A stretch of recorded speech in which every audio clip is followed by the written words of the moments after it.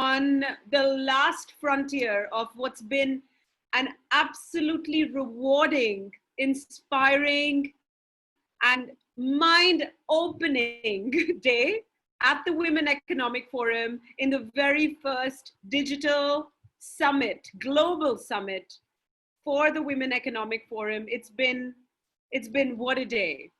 And we're on to our last plenary of the session. Some of the speakers are already with us.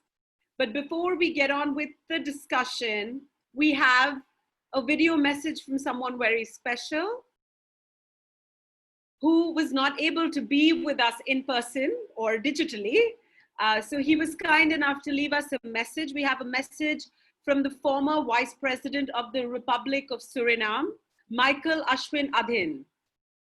So if the tech team has the message, we'd love to hear this 15-minute address from Michael Ashwin Adhin, the former Vice President of the Republic of Surinam.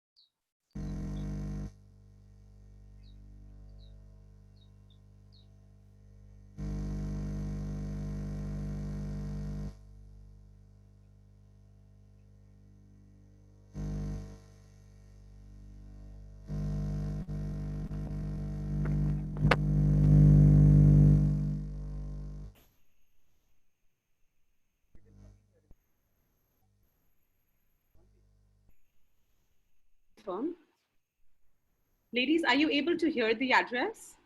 No. No. No. No. No, we aren't.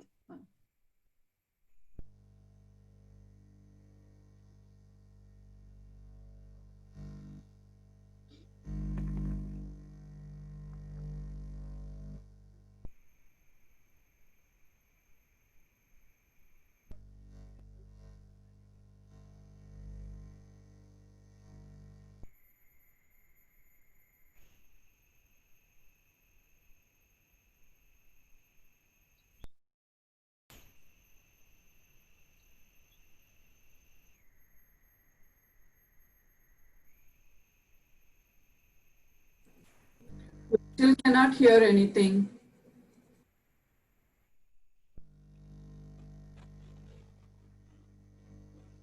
Yeah, I cannot hear either. Can you hear me? We hear you, but we don't hear the speaker. Yeah, we can hear each other. We can't hear the presentation. So I think yes, they're saying on the live stream they're actually able to hear. We're not able to hear it right now. I think it's some kind of a technical thing. So we'll have to hear it afterwards in the live stream.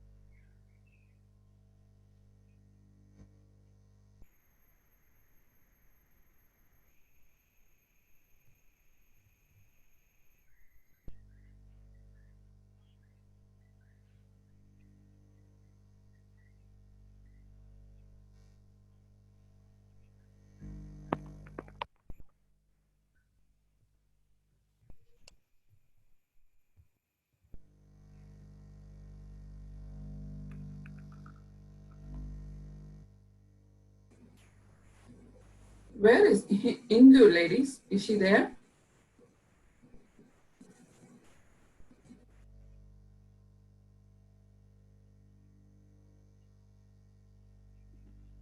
She texted us that she's not able to get in.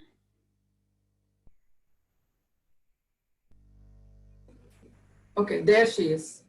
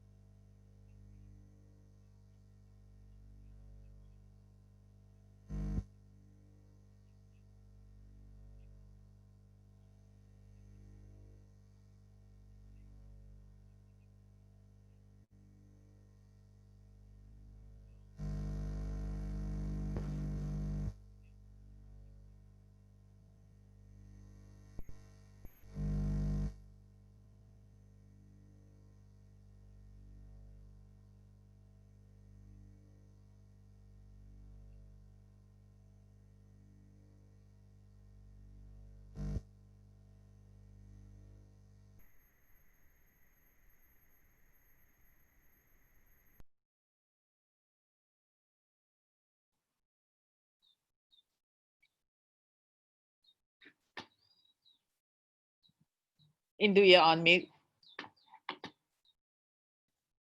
Okay, now I can hear you.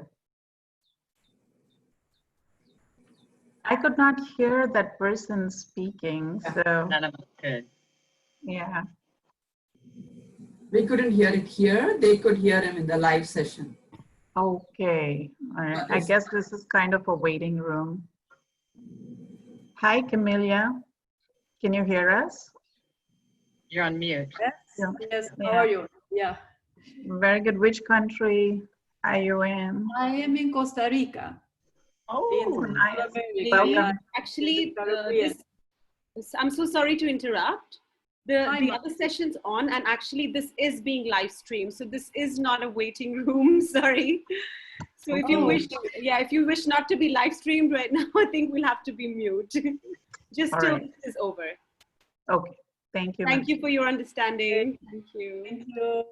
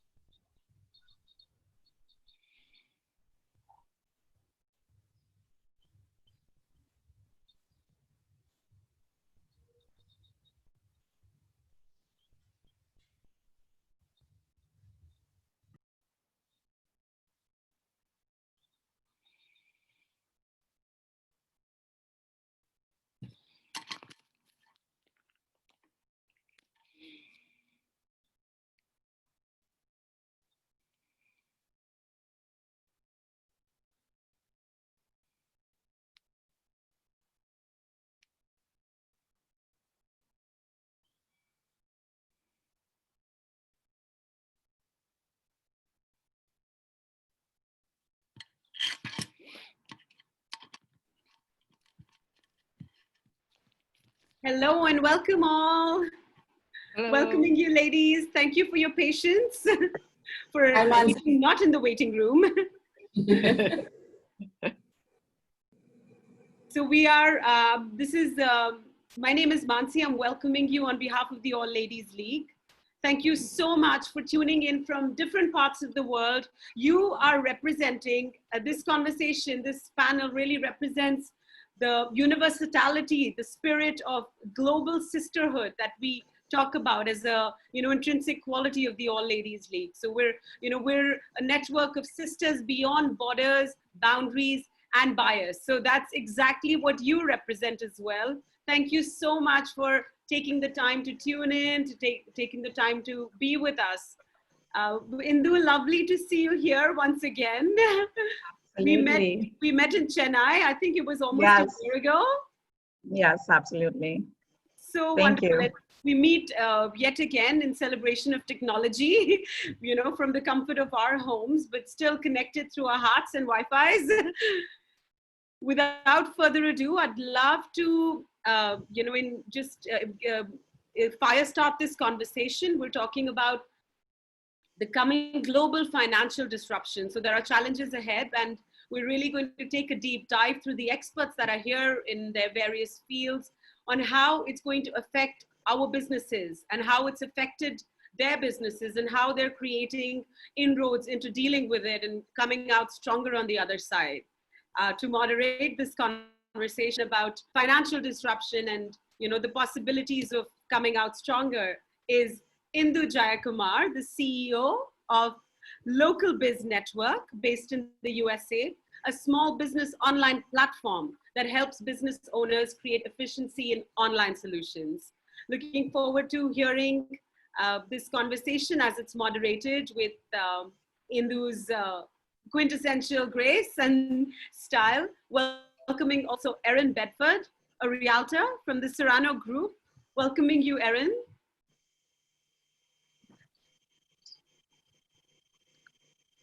Welcoming Deborah Moody.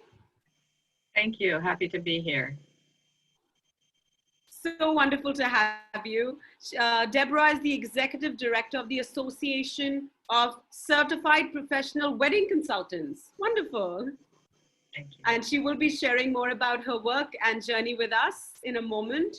Welcoming Ranjini Mohana. Hi there, Mansi. Welcome, Ranjini. Lovely to meet you, the new normal.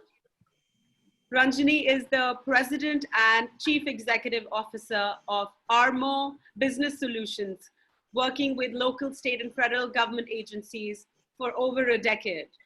Wonderful. And our last speaker for this session, and we'll continue this conversation into strategic leadership. So we have Camelia here for that as well.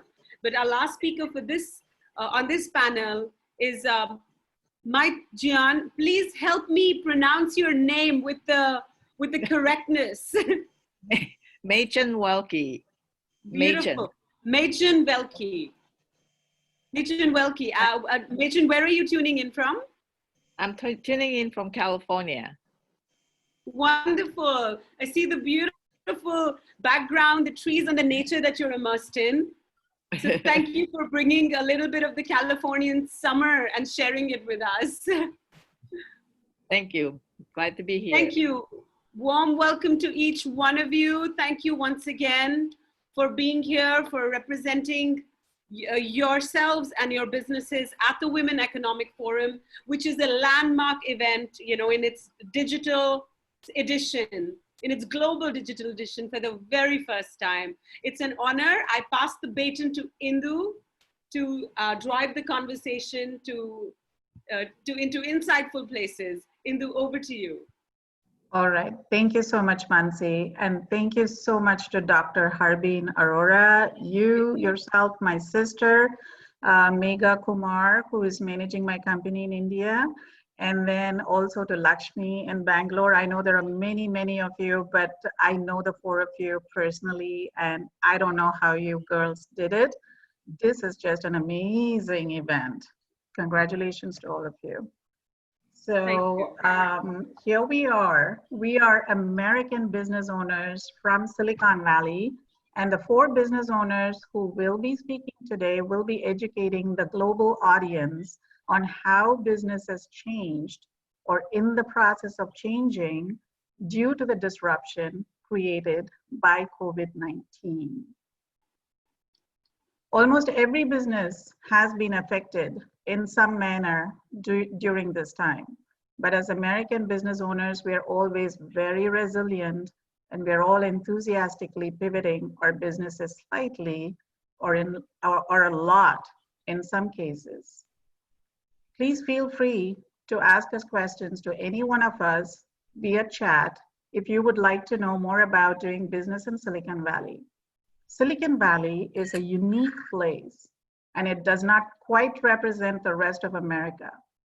We are here in the birthplace of Google, Apple, Facebook, LinkedIn, Twitter, and Zoom, and many other large companies. People living here are open-minded, avid entrepreneurs, constantly innovating, warm and friendly, accepting other cultures readily. We welcome all of you to visit us, and we promise you, you will not be disappointed. There is no other place like Silicon Valley in the world. Now, let me introduce the 4 seasoned business owners from Silicon Valley. They're all very accomplished in their fields, and you should not be shy of asking them any questions that you may want to know. Our first speaker, drum roll please, Deborah Moody. Deborah lives here in beautiful sunny Silicon Valley. It's morning time for us. I know for a lot of you it's nighttime. It's absolutely gorgeous outside in a city called San Jose in California in Silicon Valley with her husband. She is the executive director of the Association of Certified Professional Wedding Consultants. Her company provides training and certification courses for wedding planners and event planners. The industry has been disrupted greatly due to COVID-19. Deborah, how has COVID-19 affected the wedding industry? What changes will businesses have to make for the future? What advice do you offer for young business owners in your event planning industry? Deborah? Thank you, Indu. Yes, as you may be aware or may not be aware, the wedding and event industry is a $72 billion industry, and it has virtually come to a complete standstill. With that being said, we've had weddings that have been rescheduled, postponed, moved into 2021, which is creating massive disruption for not just for the couples, but also for the planners, for the vendors, for the venues. And so we're scrambling to, see that everybody is taken care of, because that's our job, that's our responsibility. What has happened is because of this shutdown, there is, we're experiencing a loss of revenue in terms of deposits and retainers and future business. People are losing wages because a lot of the event industry is they're a consultant basis. They are contract workers, so to speak. A lot of people are losing their jobs altogether. If you have a company, wedding company, and you have no couples to marry or any events to do, even in the corporate world, you are at a great loss at this point. Also, there's the possibility there's going to be some litigation that's going to come out of this. It's a very strong possibility because of people not being able to come to an agreement about the terms of their previous contracts. Many companies have already shut down, and that's maybe a temporary shutdown, but unfortunately, there are going to be quite a few companies that will not be able to recover from this pandemic. There's just no way to survive. There's too many people depending on others, and if we're all in the same industry and we can't support each other in that industry, it's very problematic. Trying to survive in the interim is one thing, and that's really what we're looking at right now. But we also have to look at how are we going to operate in the future? What is our business going to look like next year? We have to have a point where we're trying to make adjustments to adapt. People are trying to pivot. There's not a lot of pivot space in the wedding and event industry. Either you can do an event or you can't do an event. The only way to really pivot is to learn some new technology, to try to prepare yourself. You have to get very creative. Take a course, get some training. We're going to need to learn some new technology. That's going to be a big key in order for us to survive in this new normal, as everybody calls it. I don't find it normal at all. It's very abnormal. Also, we're going to be doing things virtually. We're not going to be, we typically will commute, we'll drive to an appointment and it may take us an hour to get there. We won't be doing that anymore. We'll be doing a lot more Zoom calls and a lot more virtual meetings. We'll be doing virtual tours at potential sites for events, and weddings are going to be virtual. They're going to be live streamed. They're going to be interactive. They're going to take on a whole new meaning because there's just, so much that can be done in a technology environment. And because we're in the middle of Silicon Valley, which is the heart of technology, we're going to have to do some changing in our processes and in our thoughts. My other key thing is that because of all of these sudden changes, we're going to have to put some legal protections in place. We're going to have to redo some contracts and have clauses in there that speak to government mandates. We've never had this before, so we never included it in the contract. But we have to include, contingencies for government mandates, for state mandates, local mandates, because we have to protect not just ourselves but also our staff. It's very important that we think ahead and beyond just our own groups. We also, and needless to say, protect the bride and groom as well.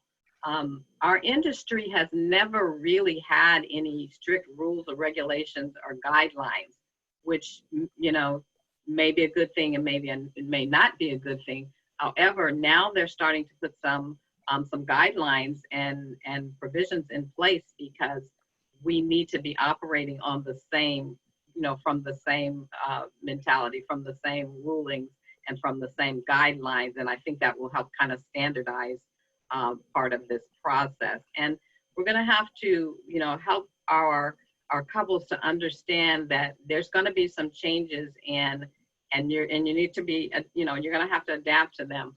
One of the things that I like to tell people is that you're going to need to assess your priorities. What is important to you? Is it having your family there? Is it taking the marriage vows? Because for a lot of us, some people have set that date and they just want to have it on that date because that date is historical for them. And that's great. So have your ceremony on that date and postpone your actual celebration till later on when it's safe to do so. With this time of uncertainty, it really brings about a time of fear. And instead of focusing on all of the things that we can't control and we don't understand, and we just get ourselves frustrated trying, I'm trying to encourage people to focus on the positive. Believe it or not, there are some positive things that are going to come out of this. Be it standardization, be it spending more time with your family, setting your priorities, be it just getting a balance in your life, a work-life balance. The main thing is that people have to remember to be flexible. This is a time when we're gonna have to, as they use the word, pivot. We're gonna have to be flexible with our thoughts and with our actions and with our businesses. And even your family has to be flexible because everybody is in the house now the kids trying to do their homework, the adults trying to do their office work, and everybody has to get on some type of schedule and staying productive. I think that when you are sitting around and don't have enough to do, it lets your mind wander to too many negative things. If you stay productive, it will help with that. I find that in the time of crisis, there's really two kinds of people. There's those who step up and those who give up. I feel like people should not let COVID make them, let COVID, determine their story. You need to create your own story, rewrite your own story, create your future, because this is the time for us to make some changes, and they may be long overdue changes. So I would say, remember the past fondly, live the present confidently, create your future boldly, and persevere through this fear. Thank you for having me today. Thank you, Deborah. That was so beautifully put, actually. I know there's so many changes coming to the wedding industry and the event planning industry. So thank you for, giving your take. You are the expert in this field. Folks, Deborah is available to answer your questions that you may have via chat or email. Her contact information is there on the speaker profile. She is super, super friendly, so do not be shy or scared if you are a young person starting out in your career, okay? Thank you, Deborah. Our second speaker today, again, drum roll please, Machen Welke of CMIT Solutions. Machen is a software engineer who has been to Bangalore, India many, many times to set up companies over there for Sun Microsystems and Cisco systems. She's very accomplished in IT network infrastructure. She started CMIT Solutions along with her husband, Todd Welke, almost 10 years ago. They are very well known in Silicon Valley as the IT power couple, no pun intended. Machen, how did this COVID-19 disrupt your family life, your business life, and your clients? All right. Thank you for having me. I want to thank WEF for inviting us. It's an honor to be here, and thank you, Indu, for organizing all of us to be here today. Yeah, so hello Bangalore. It brings back a lot of memory. I had many good memories with my team in India, my engineering team. Had great food, and it's wonderful. So it just brings back a lot of memories. So thank you, and hello Bangalore. So I, like Indu says, spent many years in software engineering with the large corporation. And the last 10 years, we have, my husband and I are dedicated to bring the enterprise type technologies for small and mid-sized businesses. When the COVID hit, all these big tech companies that Indu mentioned, Facebook, Google, Twitter, you name it, they're all very prepared. They just need to turn on a switch and their people will work from home with no problem when it comes to technologies. But not so much for a lot of the smaller businesses, even though we're all here in Silicon Valley, not all small businesses were set up to be able to work remotely for their employees, especially in the retail business where they're opening their shops, they're opening their businesses. So when March 17 hit, where we have to shut down, we help a lot of our clients that are smaller businesses, growing startups, to be able to have their employee work from home. Working from home is another challenge because not everybody is set up, not just physically where the room is, but the technology, their laptop, their network, their Wi-Fi, how secure are they? How robust are they? Do they have enough bandwidth? So those are the things that I'm sure globally everybody is experiencing, and we should be fortunate here in this area, especially in Silicon Valley, to have a lot more options when it comes to the internet.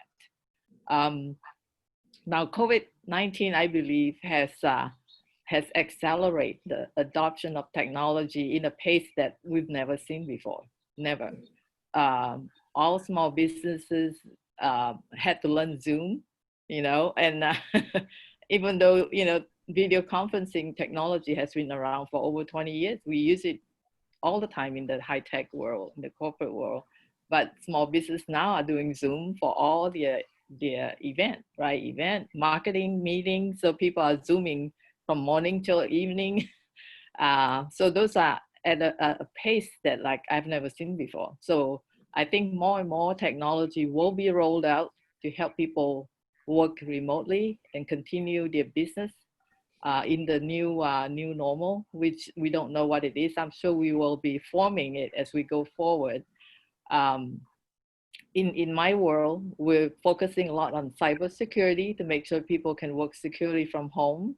We're going to be rolling out a lot more cloud solution. Now that people are more used to the idea of remote, cloud solution will provide more access to a lot more technologies from anywhere, from their home, from remote. So we'll be working with a lot of that technologies. to rolling it out and introducing it to the small business clients. And all I could say is don't resist it. Just go with it, because I think it's going to change. We have to embrace it and pivot in a way that it's going to be good for the business, good for all of us as a community, and good for the environment. And that's it. Yeah. Thank you, Mei Jin. You said it correctly. You know, we are not afraid of this little virus, actually. We are going to beat it. Folks, I have known Mei Jin for many years personally as a friend. She's super easy to talk to. Do contact her with all your burning questions regarding business life here in Silicon Valley. She was born in Indonesia, but Silicon Valley is her home now for more than 40 years. Our third speaker, again, drum roll, Erin Benford of Silicon Valley. Erin used to be a school teacher and small business owner before she found her love and passion in real estate. She has two sons, handsome Jeffrey and Joel, 3 beautiful grandchildren, and an awesome husband, John, who is a rocket scientist in Lockheed. Literally, actually, he's a rocket scientist. She is one of the most knowledgeable people I know in real estate. She is currently helping my daughter and son-in-law buy their first home in Silicon Valley, and my children absolutely love her patience in explaining all about investing in real estate. So Erin, we know that COVID-19 is possibly going to change many aspects in real estate. Can you tell us what has changed in your industry?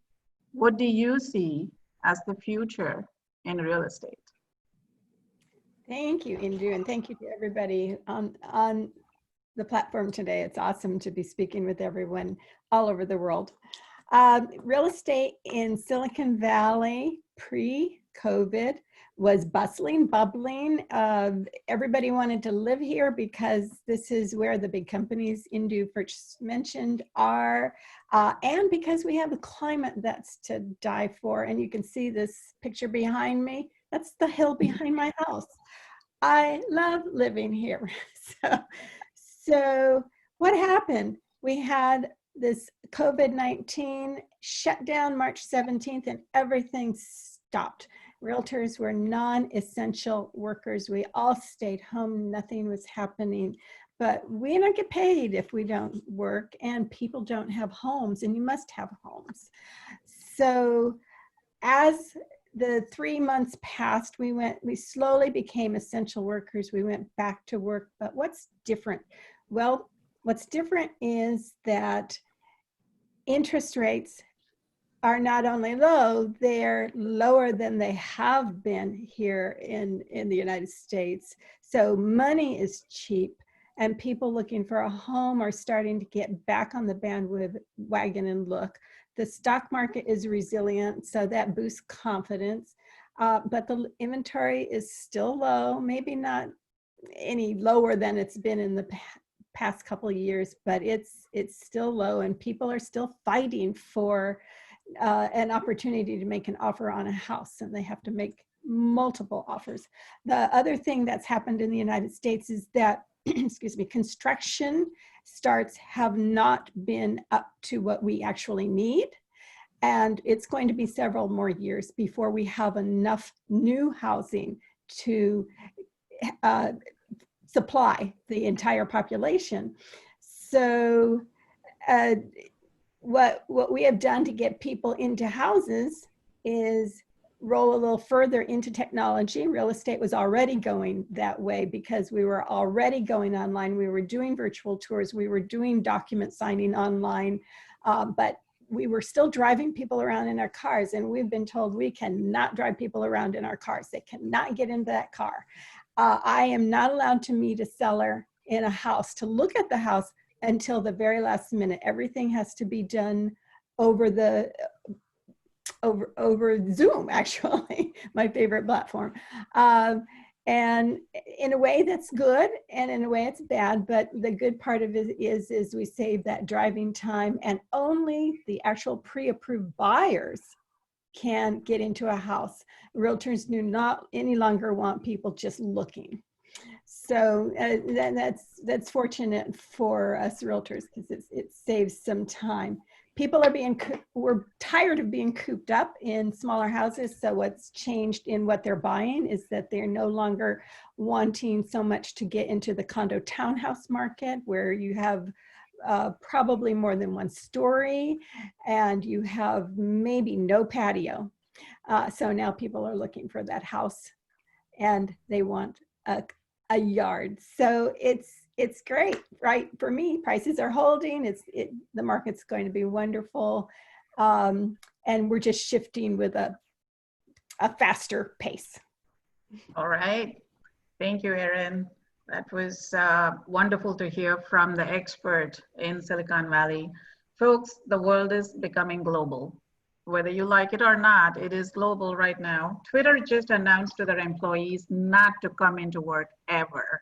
This means that people can live anywhere and work in the future.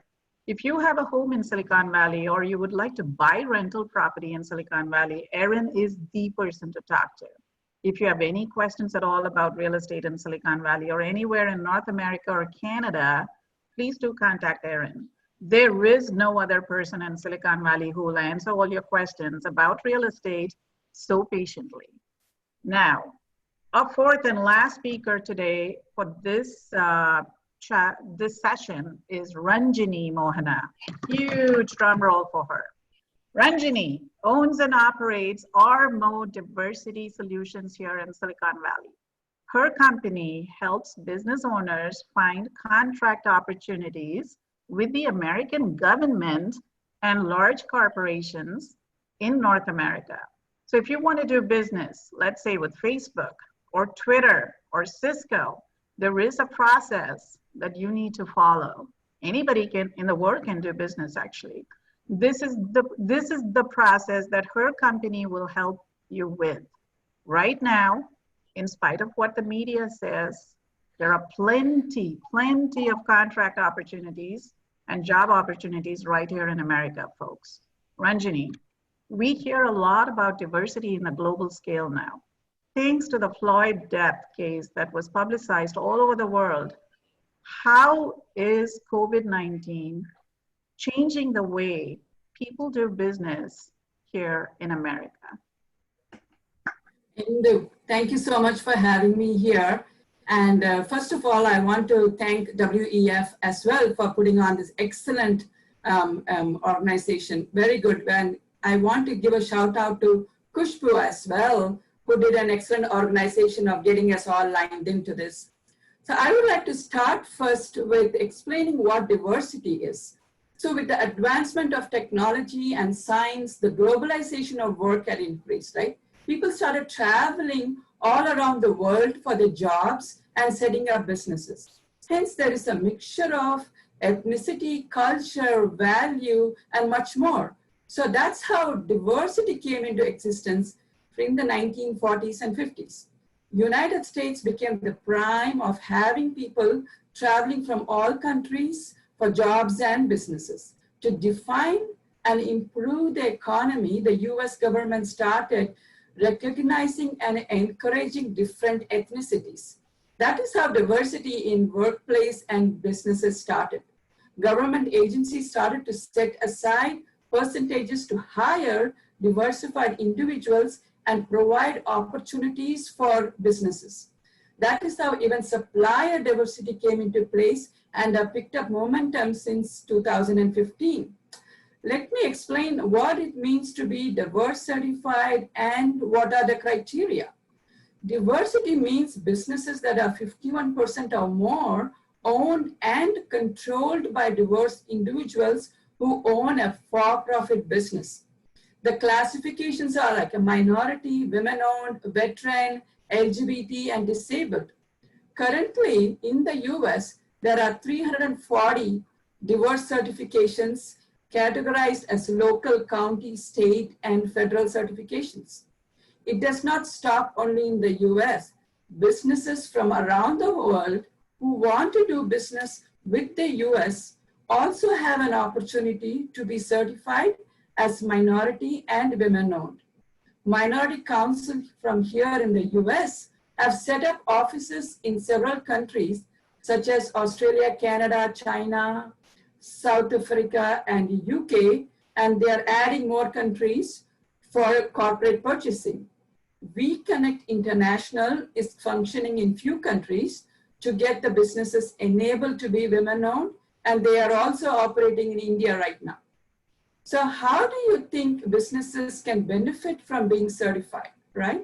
It gains visibility, you get introduced to the corporations, you have access to opportunities, most importantly, you have access to capital to grow your business, and networking to start building relationships. Your business is listed in several databases around the country, and you get to participate in matchmaking sessions, and you meet with the buyers directly.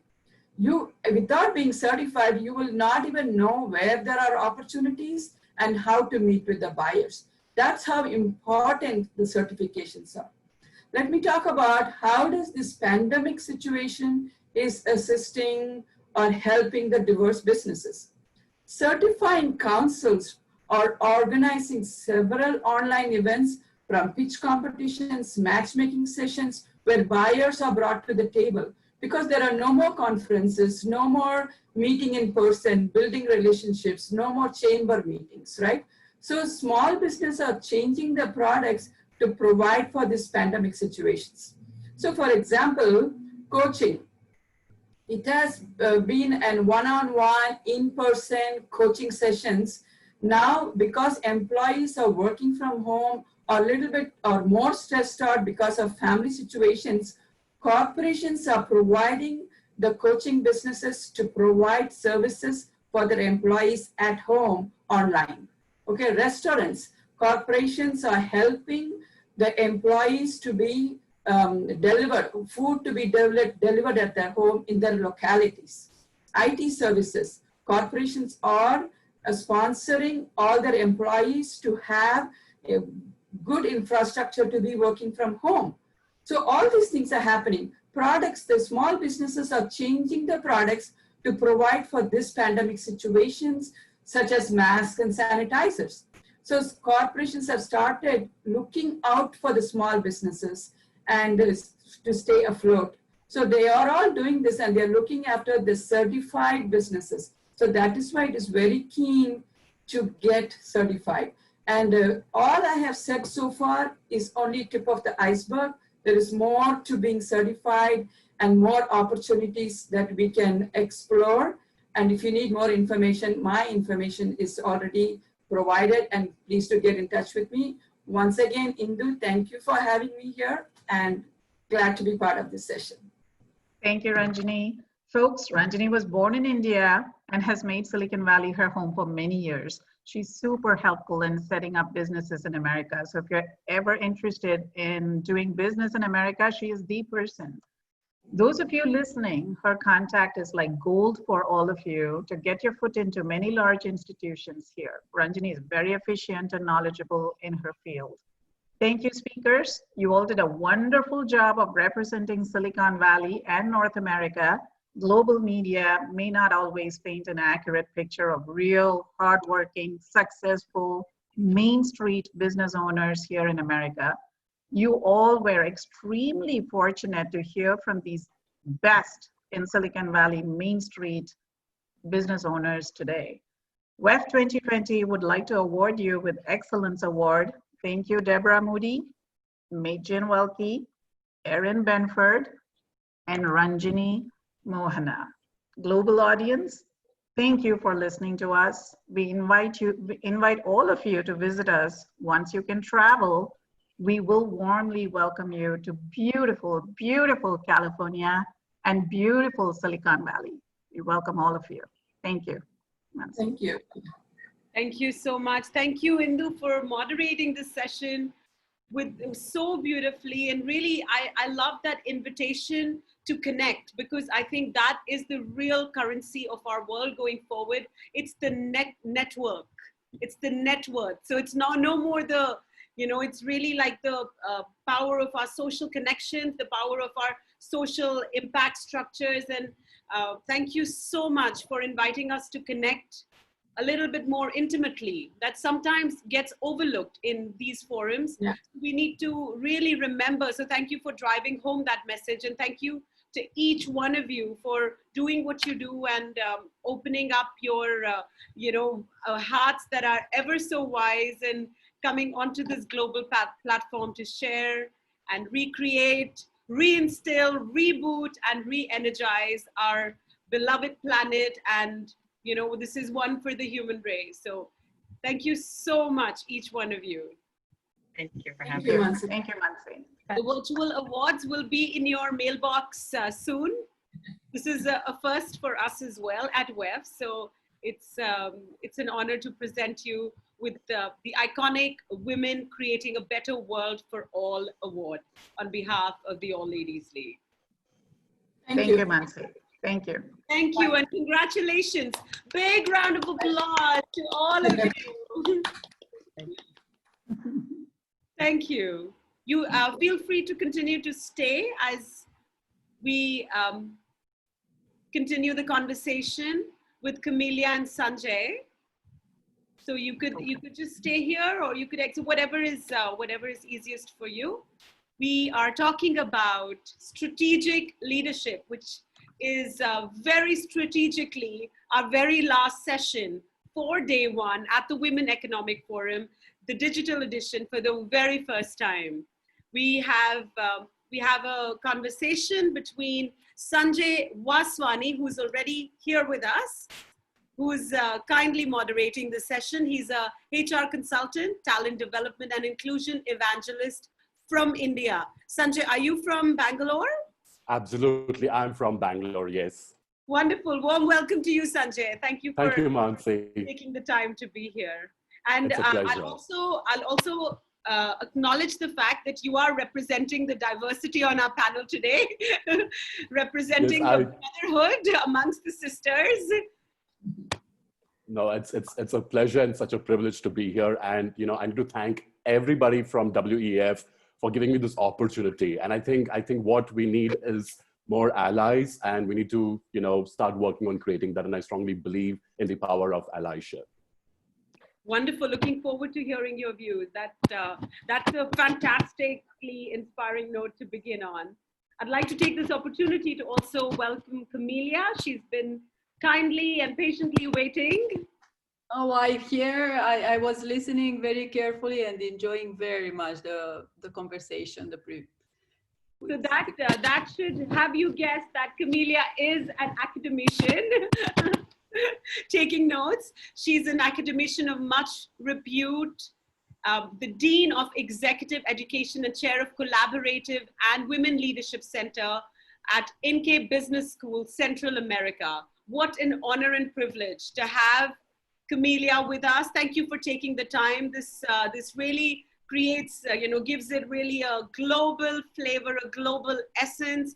All of you being here, even the previous panel, we've had an absolutely enlightening day. Every moment has been truly remarkable as we've come to the forefront of exploring technology and the gifts that it offers us, and we connect, in the same breath. And I think this really sets the tone for our conversation on strategic leadership. Sanjay, may I hand you the baton? Yes, please. I'm equally as excited as you, Mansi. So thank you so much. And I'm really, really looking forward to the next 15 minutes with Camelia. Wonderful. Over to you guys. So thank you all for logging into our session today. The more I speak about our speaker today, I think the less it will be.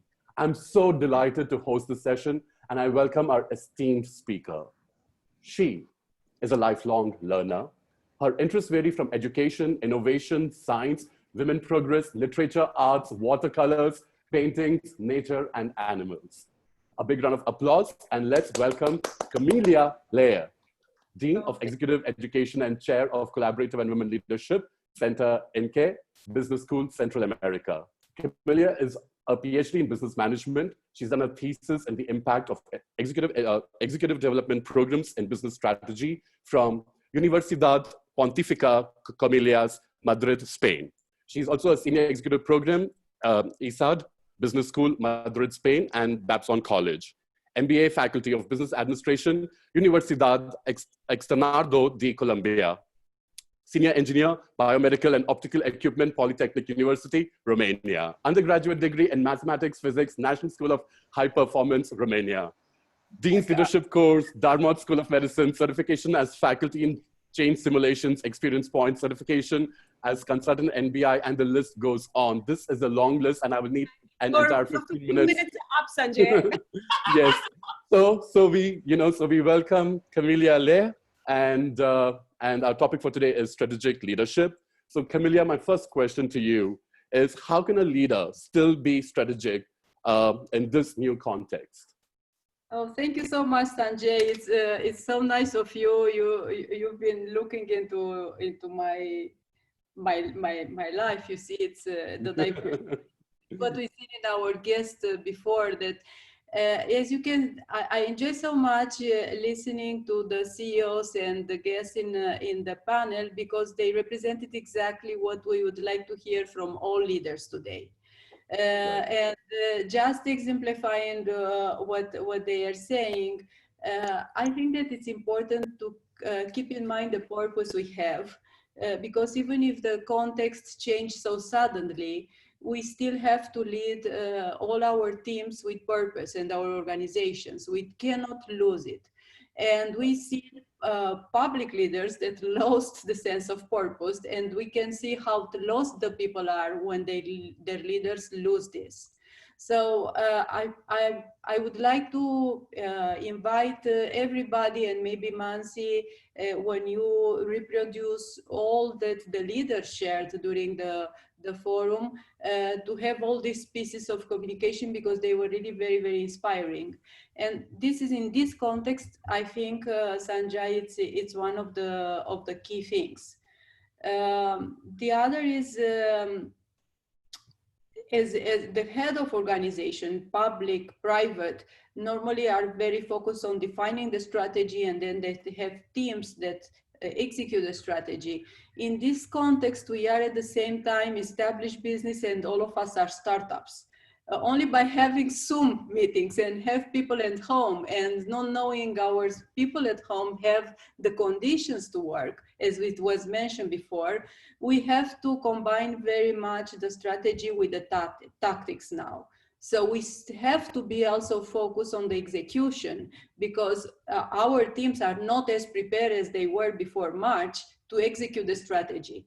So we have to combine, we have to have like hybrid minds, and we women are very well prepared for this. To be very strategic and very focused also on the execution in this context. In crisis, people need us to be closer to them. So, and this takes me to the third point, that while we have to be very, very innovative, we have to be also very focused on communicating very well to keep our people motivated. The uncertainty take our minds to think the worst. It's how our brain works.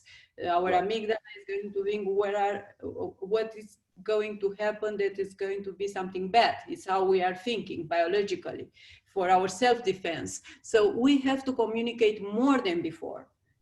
Because we have to be able to take out the positive things of the experience we are all living now. So this is the three main things, and I'm open to hear other opinions and to keep talking. Sure, great. You mentioned about execution, and sometimes I think the key challenge is, the execution part. Ideas and strategies may look great, when it's on a board and when you're sitting in a boardroom and discussing it. But what would you recommend, or what should we do in today's VUCA world to get the implementation or the execution going? Yeah, this is a wonderful session, a wonderful question, because the execution requires the capacity to look into details, to have plans, and also to delegate at the same time, being close to the people. You cannot delegate as we used to do before, when people were very trained in the context. Now we have to do the delegation by executing at the same time. In leadership, we call it like a pacemaker leader. It's Right. not only a visionary, but also to define the pace in the execution. And one of the sentences that can reflect well how would you execute it from Sun Tzu, from the Art of War, that says that strategy without tactics is the slowest route to victory. At the same time, tactics without strategy is the noise before defeat. So we have to have strategy with tactics and tactics with strategy, and what we are doing now in the execution. Great. So what is a short-term strategy that may feel correct in the current circumstances, but might hurt a company in the long term? Because, you know, with the COVID situation, I'm sure a lot of organizations today are looking at how they can cope with the so-called, you know, new normal. But what do you think is a short-term strategy that may feel correct right now, but might hinder progress or profitability and hurt the company in the long term? Look, this is a wonderful question, and I was thinking on what Deborah was saying at the beginning. We at Education, Deborah, also depend a lot of face-to-face. And the more senior the programs, the more they want to meet for the networking. It's not the same time. It's not the same, or at least it seems that it's impossible to do things otherwise. But I think the strategy with creativity can show that we still do the short term and solve the crisis without losing the long term from our view. And giving you the example in the education, for many years, all the industry was thinking if online education is going to replace the face-to-face education, if it's going to have the same quality or not.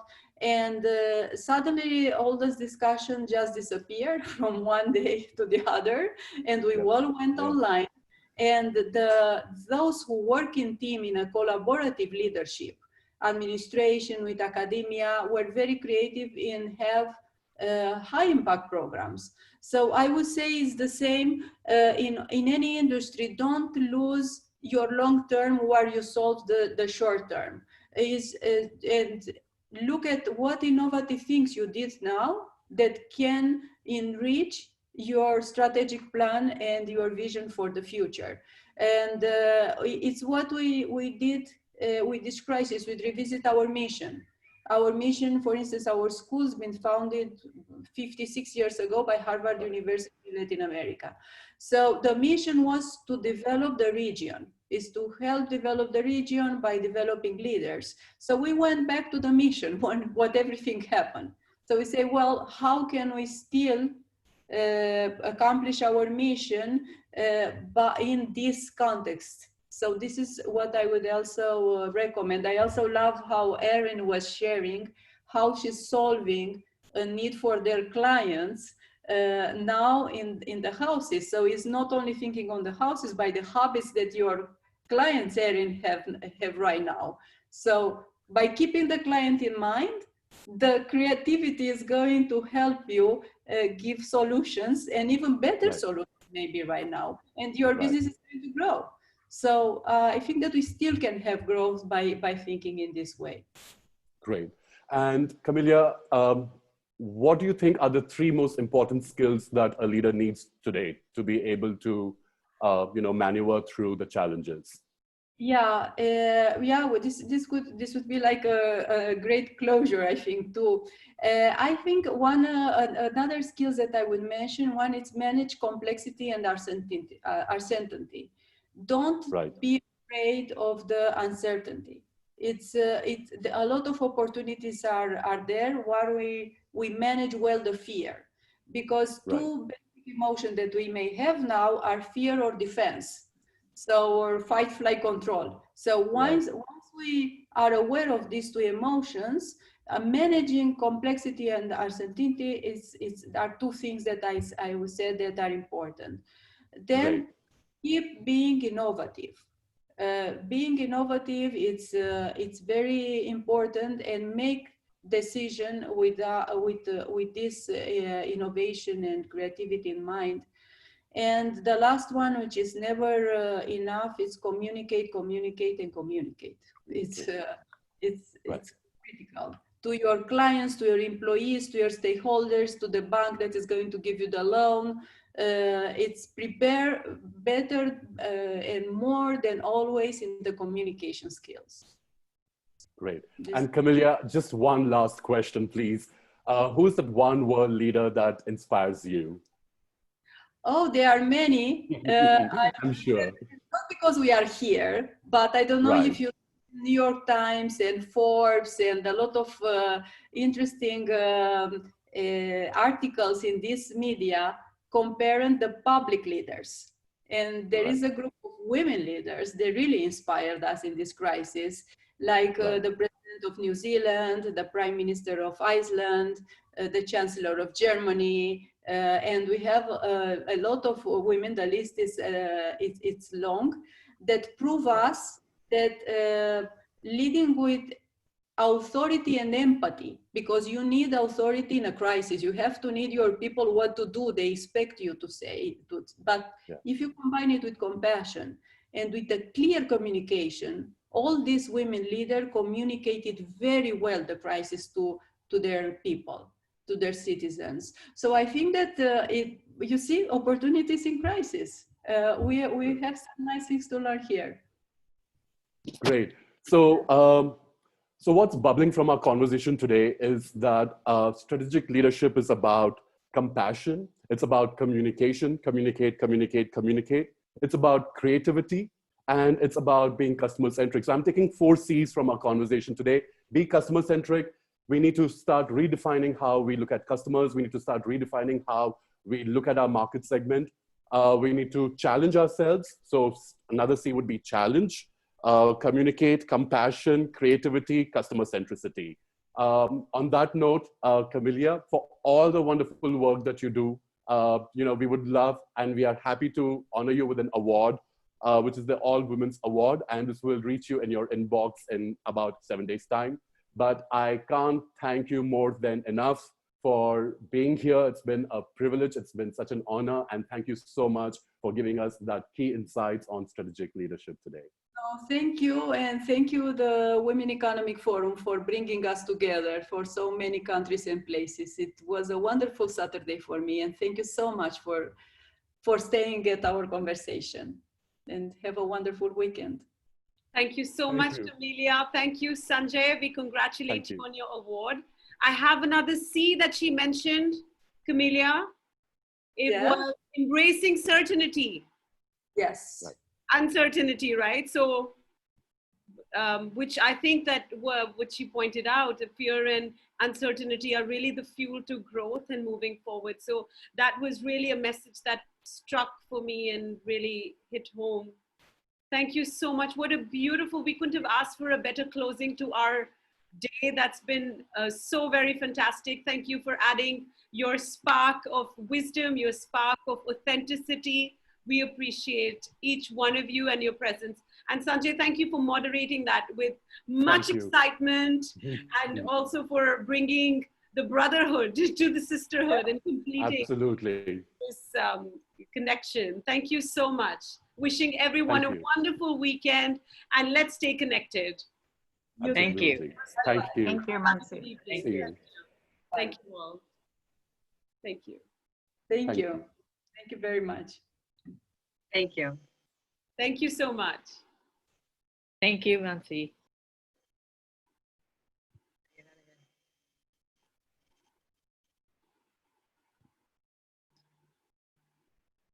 As we close, we have, it was brought to our notice that the address that we,